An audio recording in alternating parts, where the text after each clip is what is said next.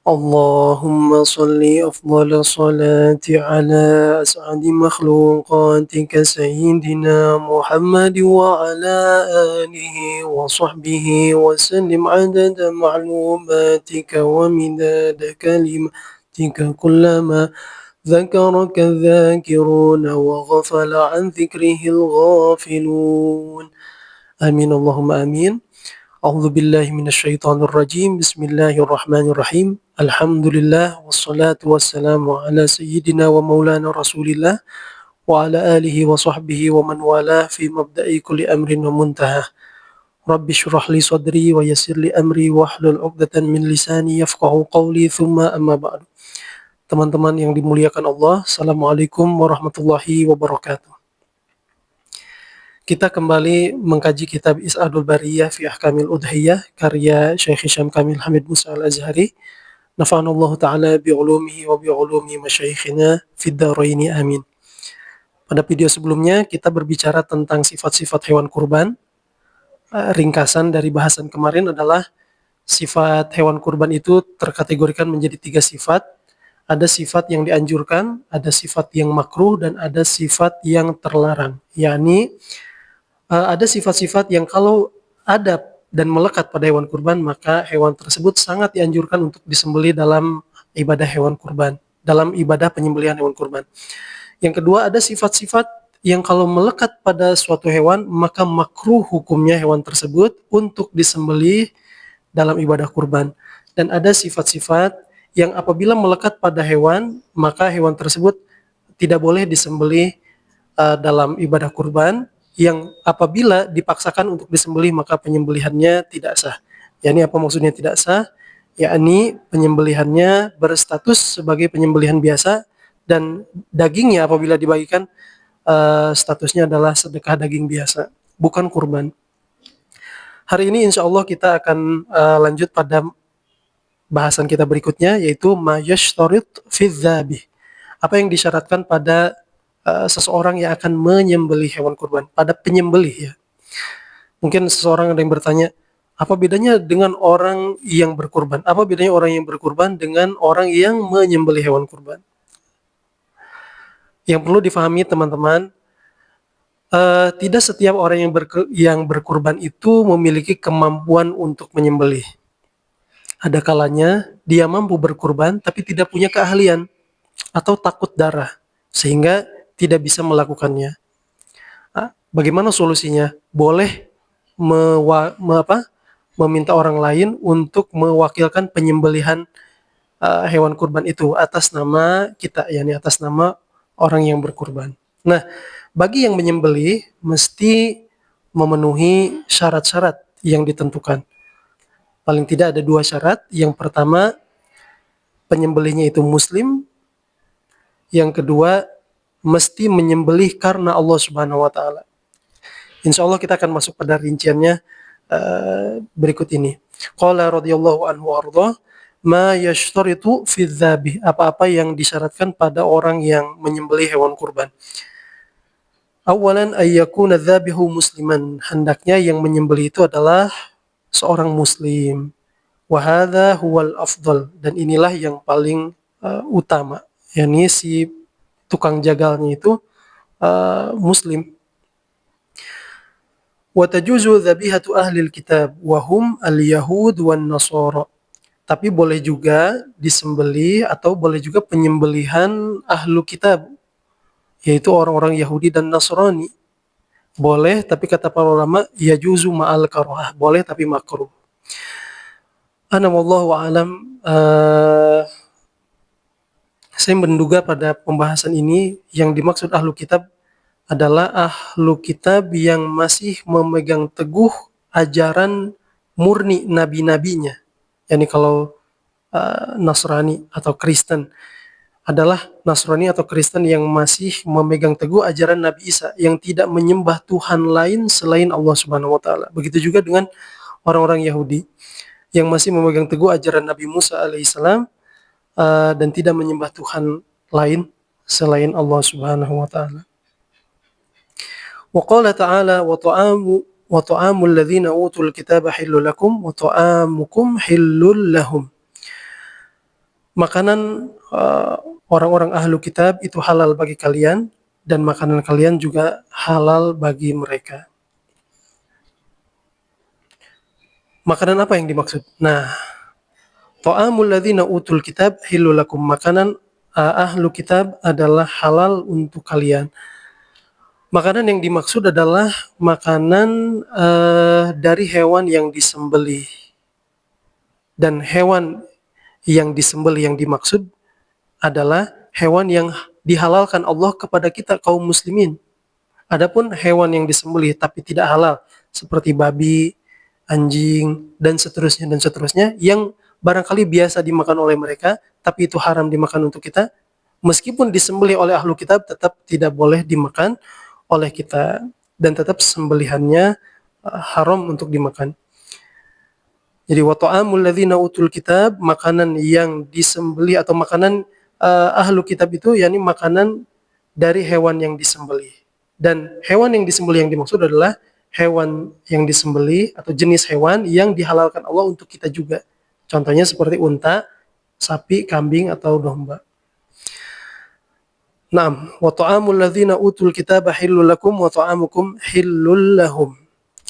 Makanan ahlu kitab itu halal bagi kalian, yakni bagi kalian kaum muslimin, dan makanan kalian wahai kaum muslimin juga halal bagi mereka. Ammal majusi awil mulhid awil wathani awil murtad fala tahillu dzabihatuhum.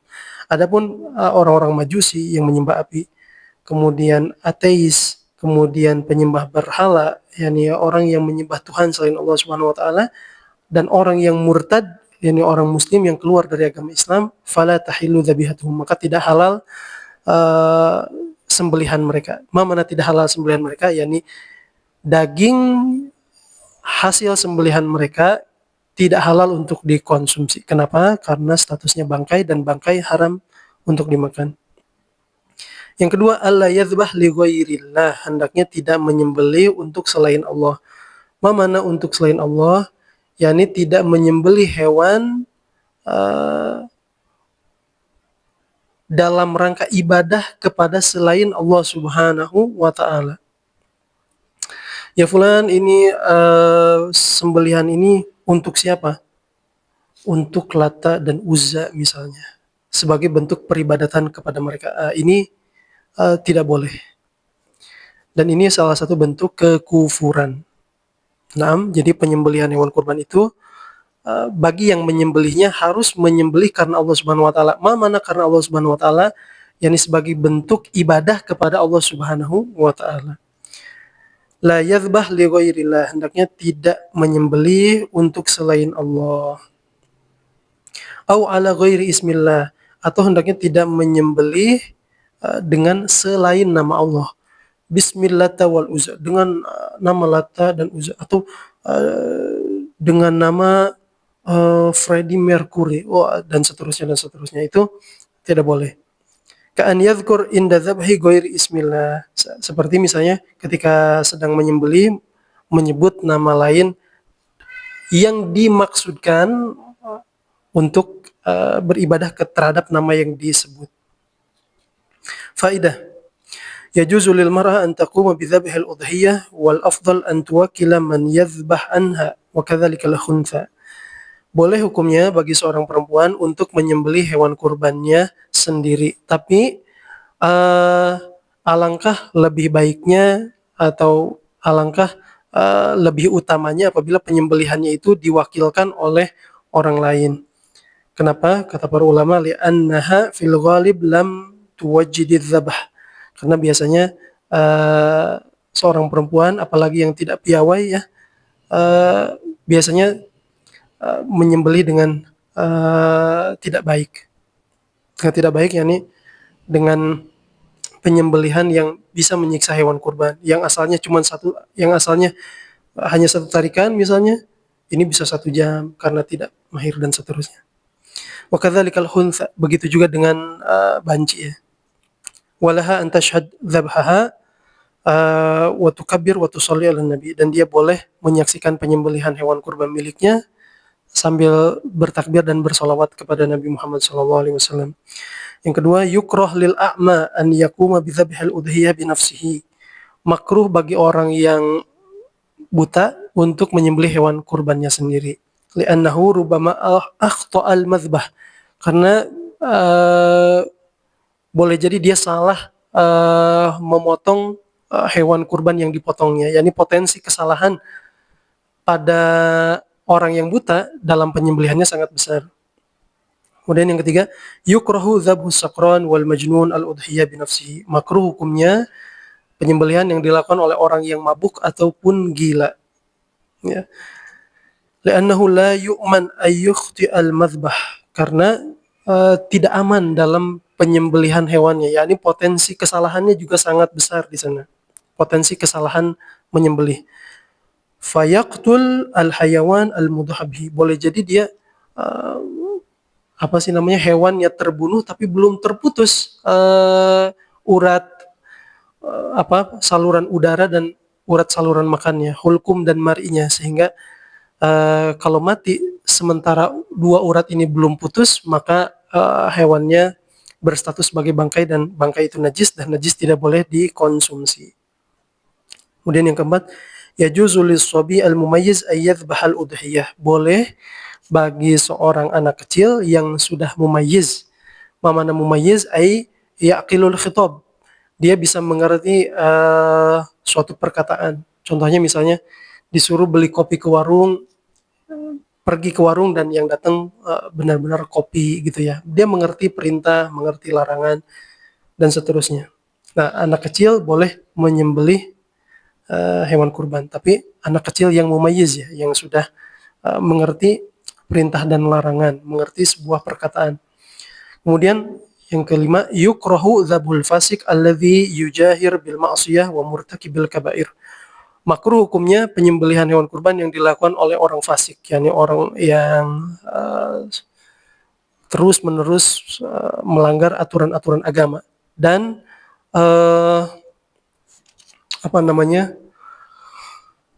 secara terang-terangan melakukan pelanggaran agama, bermaksiat kepada Allah Subhanahu wa taala. Wal masyhur bil ma'siyah, populer dengan kemaksiatannya.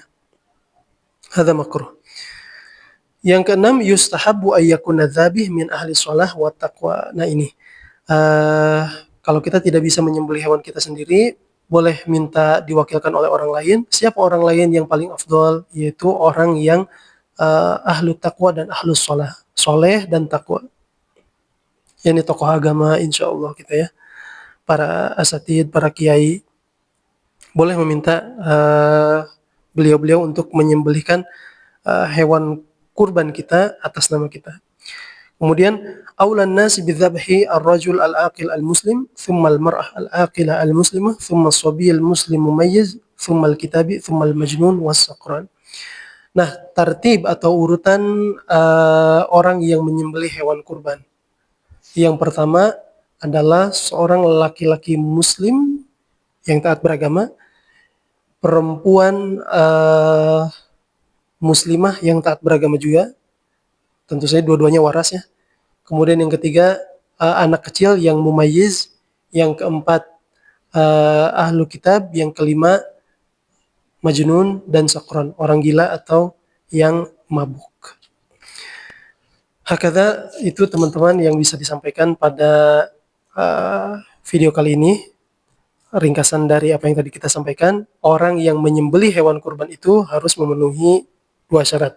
Muslim, yang kedua tidak menyembelih untuk selain Allah Subhanahu wa taala atau tidak menyebut nama lain selain nama Allah Subhanahu wa taala. Naktafi bihadzal qadar. Wassallallahu ala sayyidina Muhammadin wa ala alihi wasallam. Subhana rabbika rabbil izzati amma yasifun wa salamun alal mursalin walhamdulillahi rabbil alamin. Allahumma salli afdhala salati ala as'adi makhluqatika sayyidina Muhammad wa ala alihi wa sahbihi wa sallim adada ma'lumatika wa midada kalimatika kullama ذكرك ذاكرون وغفل عن ذكره الغافلون آمين اللهم آمين والسلام عليكم ورحمة الله وبركاته.